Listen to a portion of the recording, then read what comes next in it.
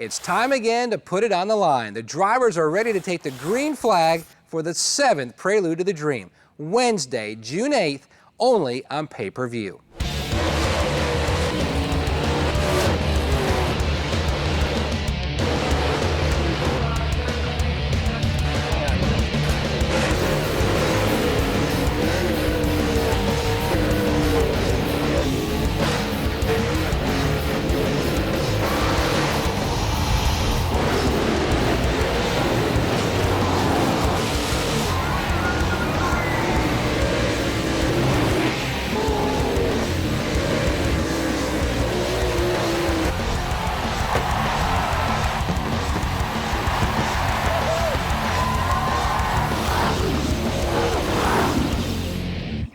Last year, an entirely new format, the excitement meter was pegged. When you think back, what were the things that stood out to you about last year's event? Did you like it? I loved it, actually. It was cool to have a race within a race. So having the different children's charities with the 4 different teams. And even though you had a race winner, you didn't know who the team winner was going to be till after the race was over and they got all the points totaled up. Did you see that? That high groove is still the hot ticket. We get ready right there. Kyle Busch, that 18 just shot out of a cannon.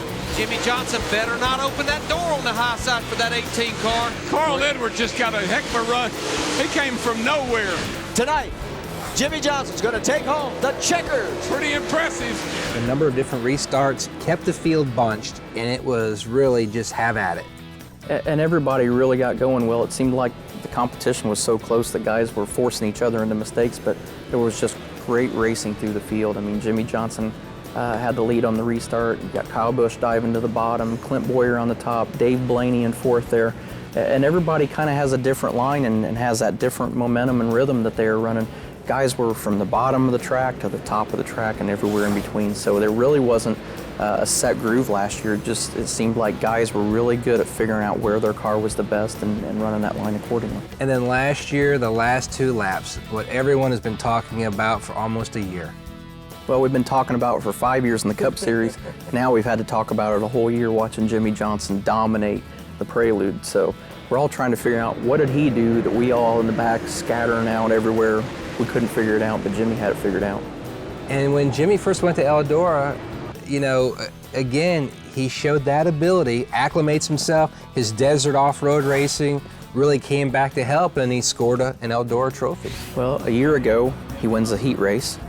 This year, he comes and wins the main event. So you can tell every year he was getting more comfortable each time, getting better and better, and it led to a huge win, which up to that point, I don't know that I've ever seen Jimmy Johnson that excited winning anything in a Cup car as he was winning the Prelude.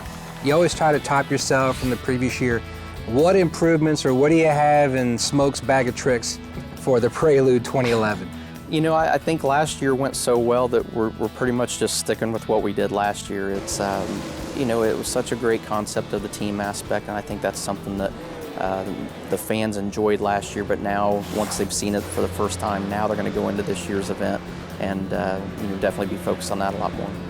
How rewarding, too, that you've not only raised a ton of money for so many, you know, great children's hospitals, but you're also educating so many race fans who might never have seen a dirt late model race. Now they've become dirt racing fans. Well, I think it's worth both directions. I think there's fans that have their favorite NASCAR driver but have never seen how some of those guys got to the NASCAR level. And there's also dirt late model fans that necessarily didn't watch NASCAR races, but now that a NASCAR driver is coming to run the Prelude and running a dirt late model, those guys are watching, wanting to see how these guys do. So I think it's brought a lot of fans a lot closer together and shown them a different aspect and a different side of racing that they haven't necessarily been exposed to in the past. Well, Smoke, the real winners of the Prelude are the 4 children's hospitals all across America.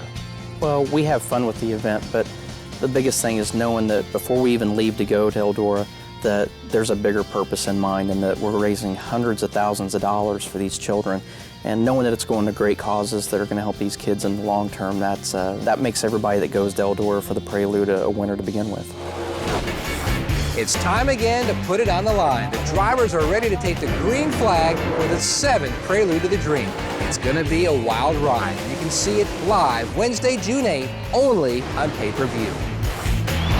It's going to be another stellar night.